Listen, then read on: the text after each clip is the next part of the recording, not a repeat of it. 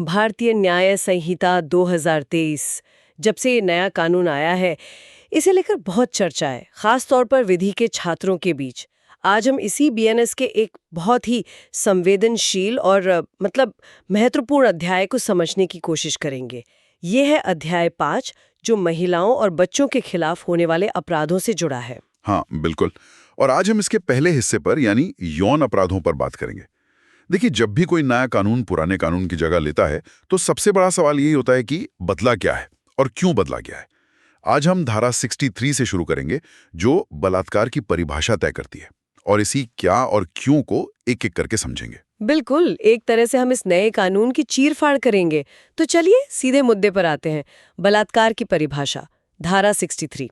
पुराने कानून मतलब आईपीसी की धारा 375 से ये कितनी अलग और कितनी बेहतर है? इसमें जमीन आसमान का फर्क है, और ये फर्क इसकी बनावट में ही दिखता है। पुराने कानून में परिभाषा थोड़ी बिखरी हुई थी। बीएनएस की धारा 63 इसे बहुत साफ तौर पर दो हिस्सों में बांटती है। पहला हिस्सा है शारीरिक कृत्य, मतलब द फिजिकल एक्ट, और दूसरा हिस्सा है किन परिस्थितियों में वो कृत्य अपराध बनता है। तो पहले शारीरिक कृत्य को समझते हैं। कानून ने अब बलात्कार के दायरे को बहुत ज्यादा बढ़ा दिया है। अच्छा, यानी अब सिर्फ लिंग का योनि में प्रवेश ही बलात्कार नहीं है? बिल्कुल नहीं। अब इसमें 4 तरह के कृत्य शामिल हैं। पहला, जाहिर है, लिंग का योनि, मुंह, मूत्रमार्ग या गुदा में किसी भी हद तक प्रवेश। दूसरा, जो एक बड़ा बदलाव है, लिंग के अलावा शरीर के किसी और अंग या किसी भी वस्तु का इस्तेमाल करके महिला की योनि, मूत्रमार्ग या गुदा में प्रवेश करना। तीसरा, महिला के शरीर के किसी हिस्से से इस तरह छेड़छाड़ करना कि उससे योनि, मूत्रमार्ग या गुदा में प्रवेश हो। और चौथा है, अपने मुंह को महिला की योनि, गुदा या मूत्रमार्ग पर लगाना। ये तो बहुत ही व्यापक परिभाषा है। इसने तो हर उस शारीरिक हरकत को अपने दायरे में ले लिया है जिसका इस्तेमाल यौन हमले में हो सकता है। सही पकड़ा आपने। कानून बनाने वालों का इरादा यही था कि कोई भी अपराधी परिभाषा की किसी कमी का फायदा उठाकर बच ना पाए। लेकिन यहाँ एक बहुत जरूरी बात समझनी होगी। ये चारों कृत्य अपने आप में अपराध नहीं है। ये अपराध तब बनते हैं जब इनमें सहमति का अभाव हो। और यहीं पर धारा 86 का दूसरा और सबसे क्रांतिकारी हिस्सा सामने आता है। यानी वो 7 परिस्थितियां जिनके तहत ये कृत्य बलात्कार माने जाएंगे। हाँ, और इन 7 परिस्थितियों को हम 3 बड़े हिस्सों में बांट सकते हैं ताकि आसानी से याद रहें। पहला हिस्सा है सहमति का ना होना, यानी या तो महिला की इच्छा के खिलाफ काम हुआ या उसकी सहमति ली ही नहीं गई। दूसरा हिस्सा है दबाव या धोखे से ली गई सहमति, जैसे मौत या चोट का डर दिखाकर सहमति लेना, या फिर वो धोखे वाला मामला। हाँ, या फिर धोखे से ये कहकर कि वो उसका पति है जबकि वो नहीं है। एक मिनट, ये पति होने का धोखा वाला क्लॉज तो काफी दिलचस्प है। ये सिर्फ पहचान के धोखे की बात कर रहा है, शादी के झूठे वादे की नहीं है ना? बहुत अच्छा सवाल, बिल्कुल सही। ये सिर्फ पहचान का धोखा है। मान लीजिए, अंधेरे का फायदा उठाकर कोई व्यक्ति अपनी पहचान छिपाकर संबंध बनाता है। शादी के झूठे वादे वाले अपराध के लिए बीएनएस में एक अलग धारा 69 है, जिस पर हम बाद में आएंगे। ये बारीकियां समझना बहुत जरूरी है। ठीक है, तो पहला हिस्सा हुआ सहमति का ना होना, दूसरा दबाव या धोखे से ली गई सहमति, और तीसरा और सबसे महत्वपूर्ण हिस्सा है सहमति देने में अक्षमता, यानी वो स्थितियां जब महिला कानूनी तौर पर सहमति देने की हालत में ही नहीं है। जैसे अगर वो मानसिक रूप से अस्वस्थ है या नशे में है और समझ नहीं पा रही कि हो क्या रहा है। और सबसे बड़ी बात, अगर उसकी उम्र 18 साल से कम है। इस मामले में तो सहमति का सवाल ही नहीं उठता, उसकी हाँ भी कानून की नजर में ना है। और कानून ने सहमति शब्द को भी तो अब काफी साफ साफ समझाया है। पहले इस पे बहुत भ्रम होता था। हाँ, और ये इस कानून का दिल है। एक्सप्लेनेशन 2 साफ कहता है कि सहमति का मतलब है एक स्पष्ट स्वैच्छिक समझौता, मतलब अनइक्विवोकल वॉलंटरी अग्रीमेंट। यानी महिला शब्दों से, इशारों से या किसी भी तरह से साफ साफ बताए कि वो इस काम के लिए राजी है।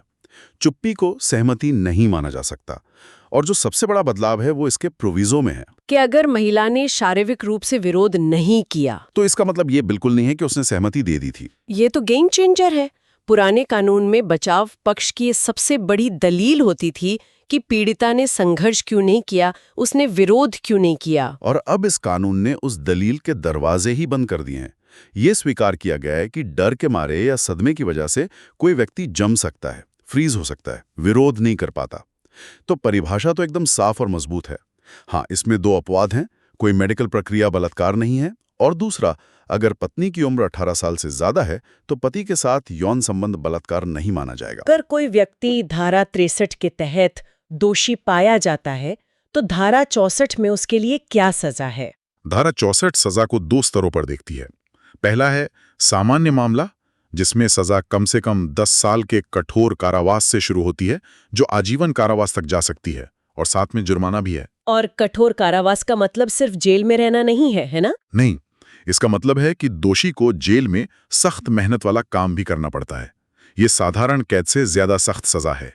लेकिन धारा 64 का असली दम इसके उपखंड 2 में दिखता है, जो अपराध की कुछ गंभीर परिस्थितियों की बात करता है, यानी एग्रावेटेड रेप के मामले। बिल्कुल। इन मामलों में सजा बहुत ज्यादा सख्त है, कम से कम 10 साल का कठोर कारावास, जिसे व्यक्ति के शेष प्राकृतिक जीवन के लिए आजीवन कारावास तक बढ़ाया जा सकता है। मतलब पूरी जिंदगी जेल में ही गुजारेगा, उसे पैरोल या छूट नहीं मिलेगी। और ये कौन सी परिस्थितियां हैं जिन्हें कानून इतना गंभीर मान रहा है? इसमें एक पूरी सूची है, लेकिन उसका सार है भरोसे का टूटना या पीड़िता की लाचारी का फायदा उठाना। जैसे अगर अपराधी कोई पुलिस अधिकारी, लोक सेवक या सेना का जवान है, यानी जिनकी जिम्मेदारी रक्षा करने की है, वो ही भक्षक बन जाएं। या फिर वो जेल, अस्पताल या किसी शेल्टर होम का कर्मचारी है और अपनी देखरेख में मौजूद महिला के साथ अपराध करता है। तो ये सिर्फ अपराध नहीं है, ये अपने पद और अधिकार का घोर दुरुपयोग भी है। एकदम सही। इसी सूची में आगे है अगर अपराधी को रिश्तेदार, अभिभावक या शिक्षक है, यानी हर वो व्यक्ति जो विश्वास की स्थिति में है। इसके अलावा सांप्रदायिक दंगों के दौरान किया गया बलात्कार, गर्भवती महिला के साथ या किसी मानसिक या शारीरिक रूप से विकलांग महिला के साथ किया गया बलात्कार, इन सभी को कानून ने गंभीरतम अपराधों की श्रेणी में रखा है। और नाबालिगों के खिलाफ अपराध के लिए तो शायद और भी कड़े प्रावधान होंगे। उसके लिए तो एक पूरी अलग धारा है, धारा 65। यहाँ कानून और भी सख्त हो जाता है। अगर पीड़िता की उम्र 16 साल से कम है तो दोषी को कम से कम 20 साल की सजा होगी, जो बाकी जीवन के लिए आजीवन कारावास तक जा सकती है। 20 साल न्यूनतम सजा, ये बहुत बड़ा संदेश देता है। और अगर पीड़िता की उम्र 12 साल से भी कम हो, तब सजा अपने चरम पर पहुंच जाती है।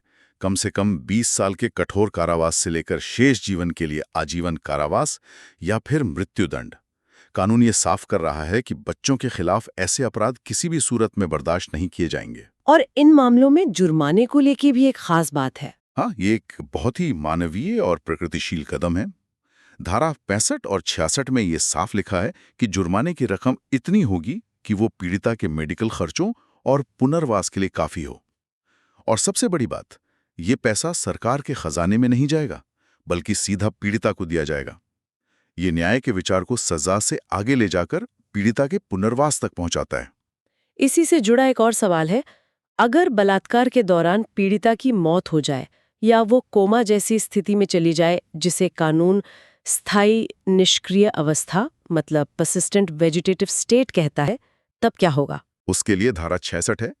ऐसी भयावह स्थिति में सजा वही है जो 12 साल से कम उम्र की बच्ची के साथ बलात्कार की है, यानी कम से कम 20 साल की सजा से लेकर शेष जीवन के लिए आजीवन कारावास या मृत्युदंड।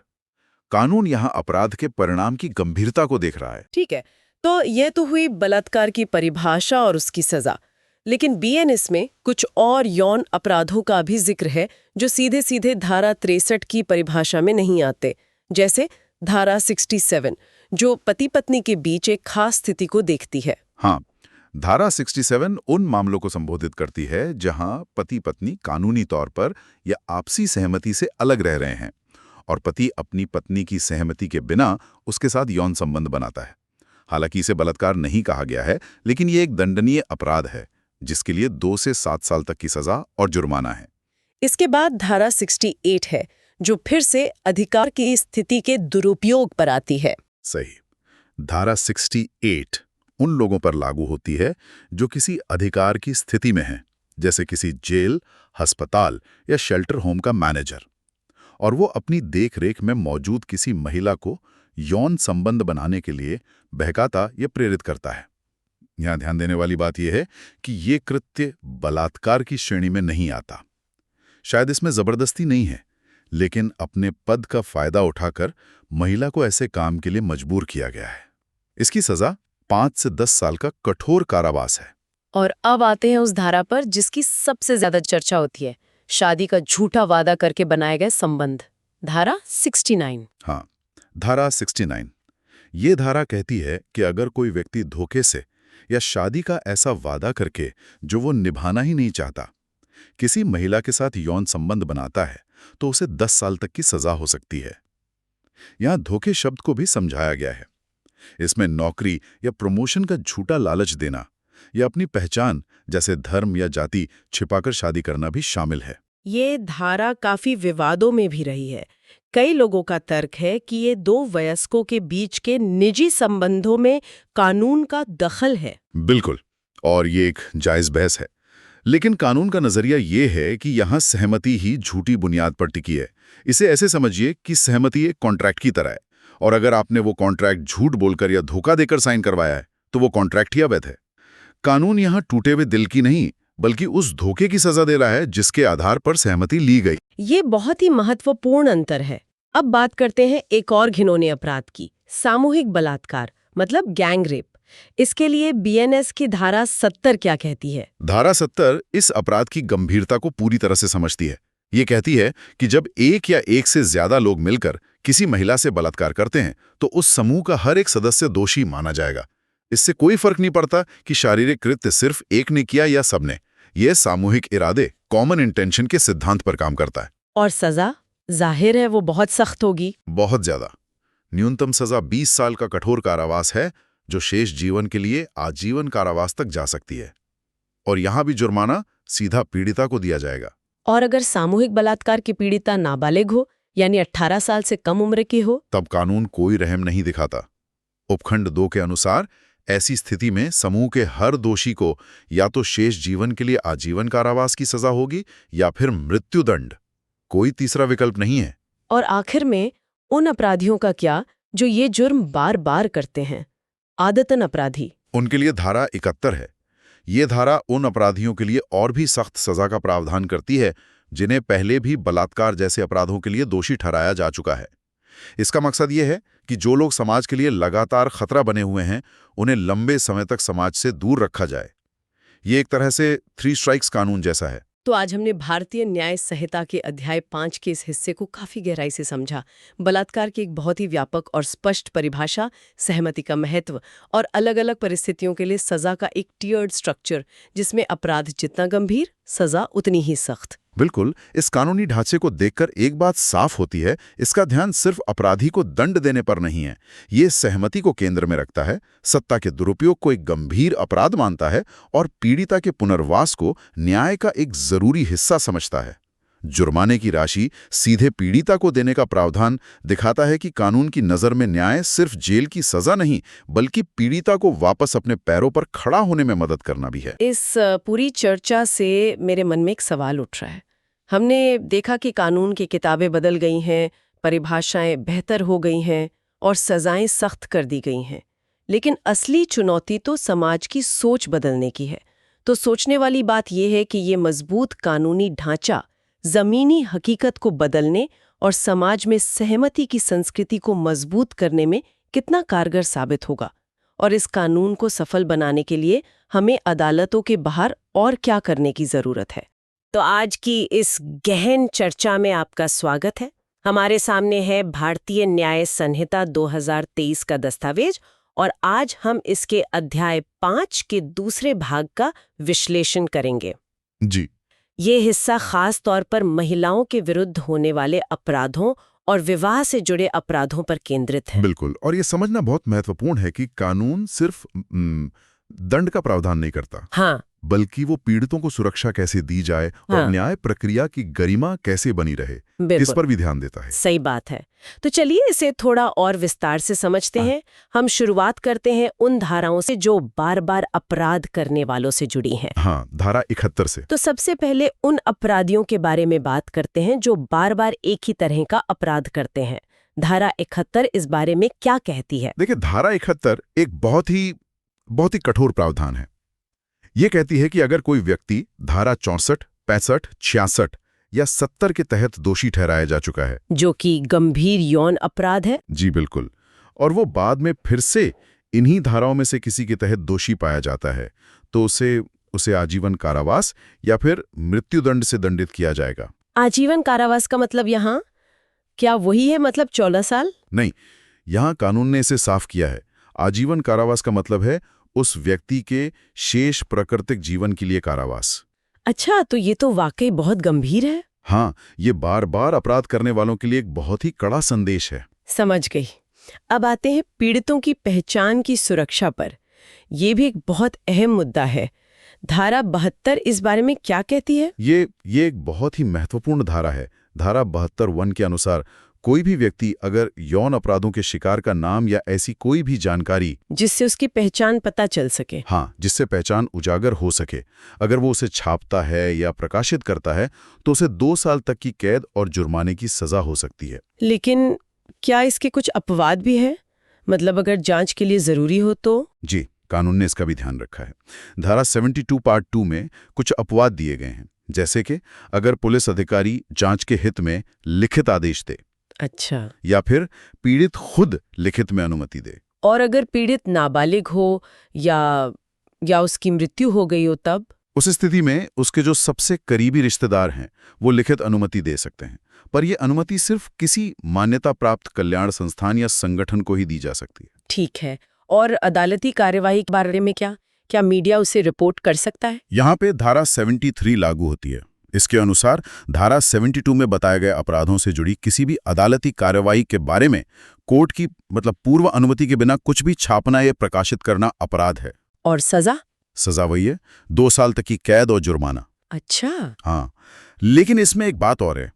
हाईकोर्ट या सुप्रीम कोर्ट के फैसले को छापना इस धारा के तहत अपराध नहीं माना जाता। ठीक है, तो अब उन अपराधों पर आते हैं जो सीधे तौर पर एक महिला की गरिमा और निजता पर हमला करते हैं। शुरुआत करते हैं धारा 74 से। जी, धारा 74 जो लज्जा भंग करने के इरादे से किए गए हमले से संबंधित है। इसमें क्या प्रावधान है? धारा 74 कहती है कि जो कोई भी किसी महिला पर उसकी लज्जा भंग करने के इरादे से हमला करता है या आपराधिक बल का प्रयोग करता है, उसे कम से कम 1 साल और अधिकतम 5 साल तक की जेल और साथ में जुर्माना भी होगा। यहीं पर यौन उत्पीड़न यानी सेक्सुअल हरासमेंट को भी परिभाषित किया गया है धारा 75 में। जी, धारा 75(1) यौन उत्पीड़न के तहत 4 तरह के कृत्यों को परिभाषित करती है। 4 तरह के कौन-कौन से? पहला, अवांछित और स्पष्ट यौन प्रस्तावों वाला शारीरिक संपर्क। दूसरा, यौन फेवर की मांग करना। तीसरा, महिला की इच्छा के विरुद्ध उसे अश्लील साहित्य पोर्नोग्राफी दिखाना। और चौथा है यौन रंग वाली टिप्पणी करना। तो क्या इन सब के लिए सजा एक जैसी है? नहीं, यहीं पर एक फर्क है। पहले 3 कामों के लिए 3 साल तक का कठोर कारावास या जुर्माना या दोनों हो सकते हैं। और सिर्फ टिप्पणी करने पर? यौन रंग वाली टिप्पणी करने पर 1 साल तक की कैद या जुर्माना या दोनों हो सकते हैं। इसके बाद धारा 76 है, जो विवस्त्र करने के इरादे से किए गए हमले के बारे में है। ये तो और भी गंभीर अपराध लगता है। निश्चित रूप से ये एक बहुत ही घिनौना अपराध है।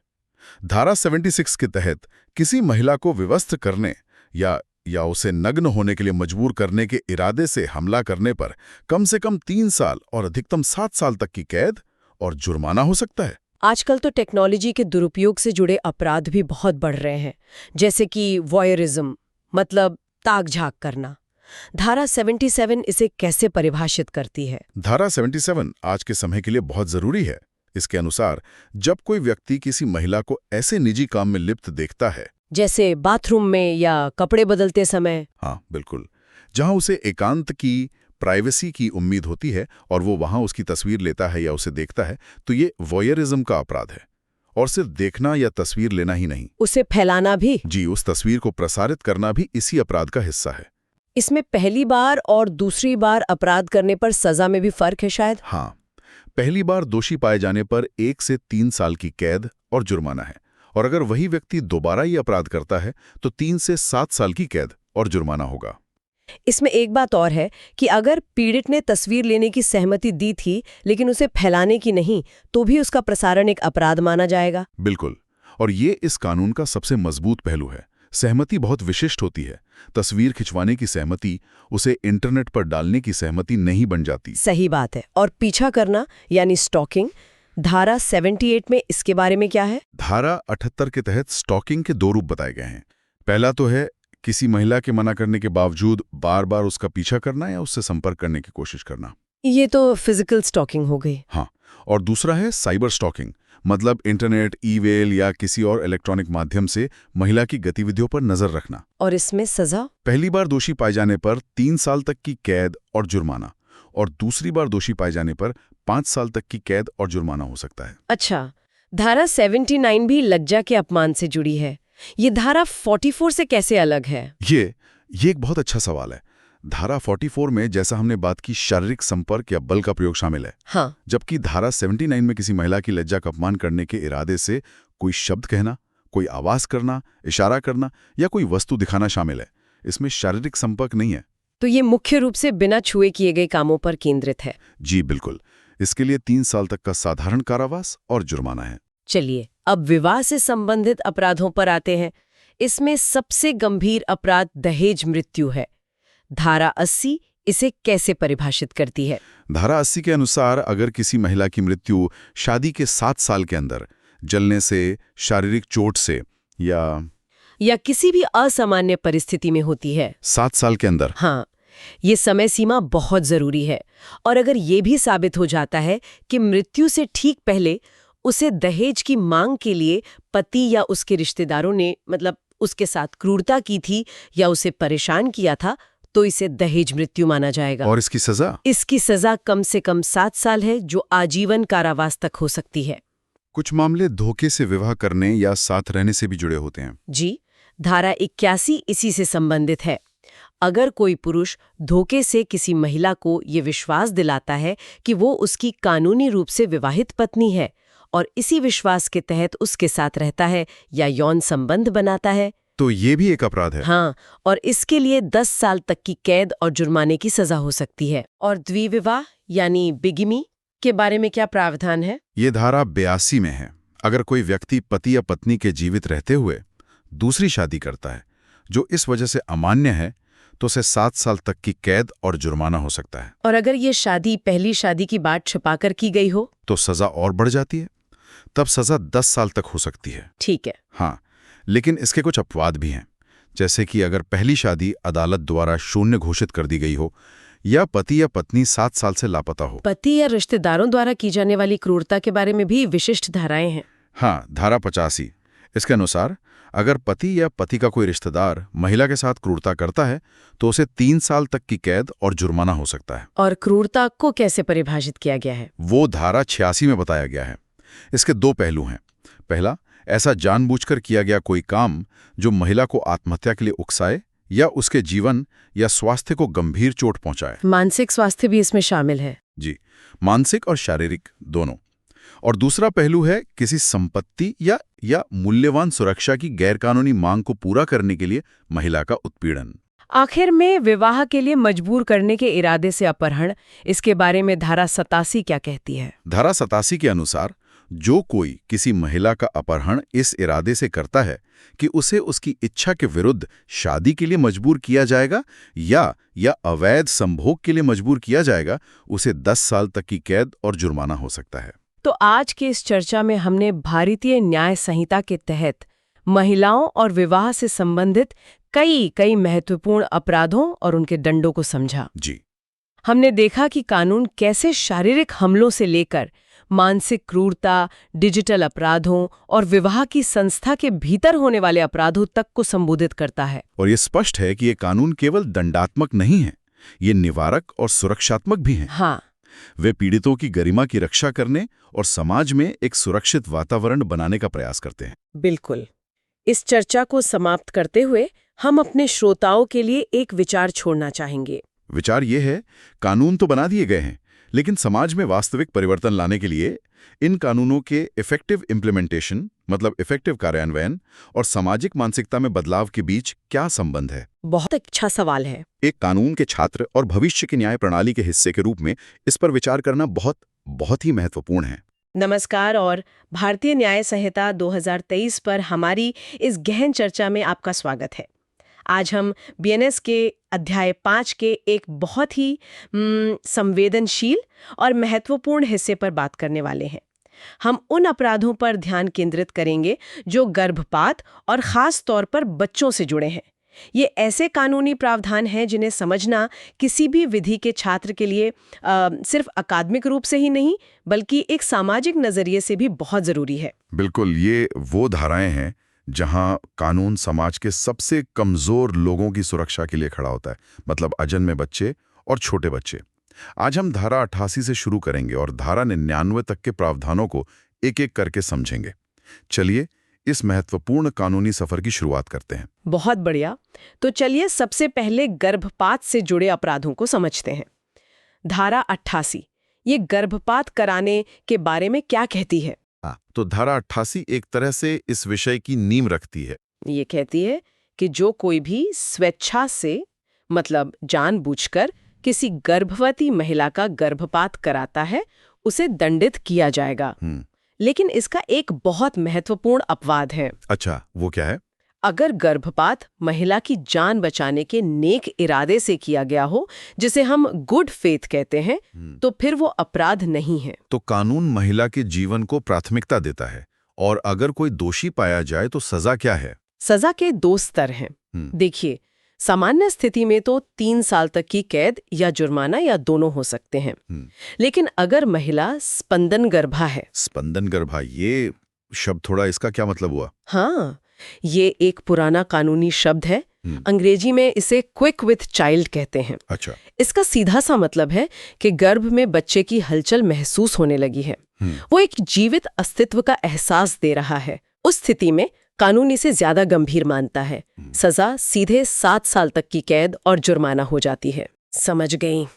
और धारा 88 में एक और बात साफ की गई है कि अगर महिला खुद अपना गर्भपात कराती है तो वो भी इसके दायरे में आएगी। बिल्कुल, वो भी इसी धारा के तहत अपराधी मानी जाएगी। ये तो तब की बात हुई जब महिला की सहमति हो। लेकिन क्या होगा अगर ये काम उसकी सहमति के बिना किया जाए? ये तो कहीं ज्यादा गंभीर अपराध लगता है। हाँ, और इसीलिए धारा 89 मौजूद है। ये उसी स्थिति से निपटती है। अगर ये काम महिला की सहमति के बिना किया गया है तो सजा बहुत कठोर है, आजीवन कारावास या फिर 10 साल तक की कैद और जुर्माना। और यहाँ पर ये मायने नहीं रखता कि महिला स्पंदन गर्भा थी या नहीं। नहीं, बिल्कुल नहीं। सहमति का न होना ही अपने आप में अपराध को इतना गंभीर बना देता है।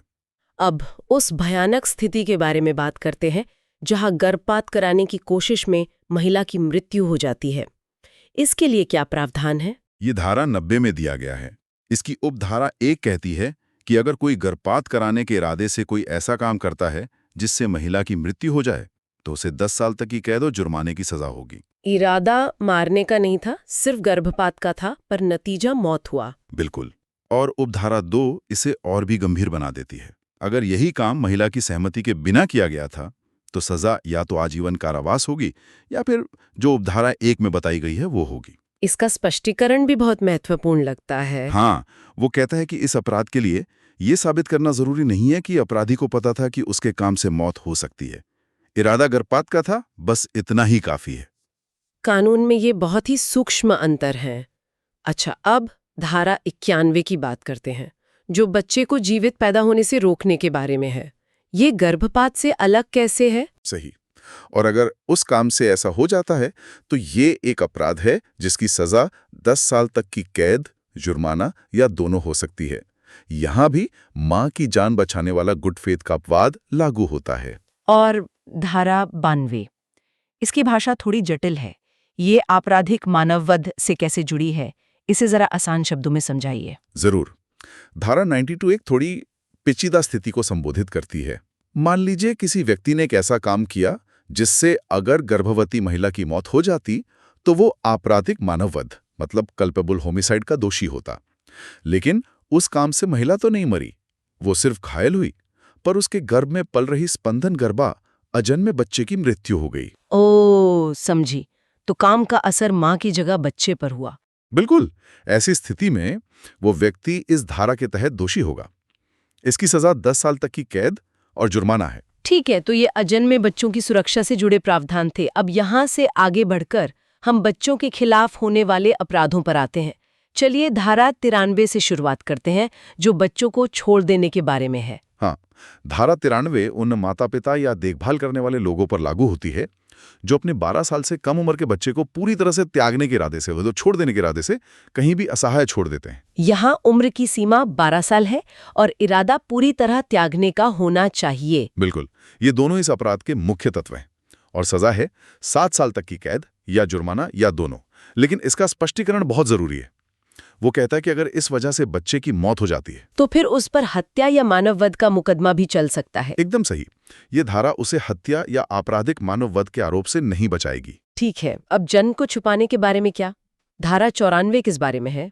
धारा 94 उस अपराध से संबंधित है जहां कोई व्यक्ति किसी बच्चे के मृत शरीर को गुप्त रूप से दफनाकर या किसी और तरीके से ठिकाने लगाकर उसके जन्म की बात को छिपाता है या छिपाने की कोशिश भी करता है।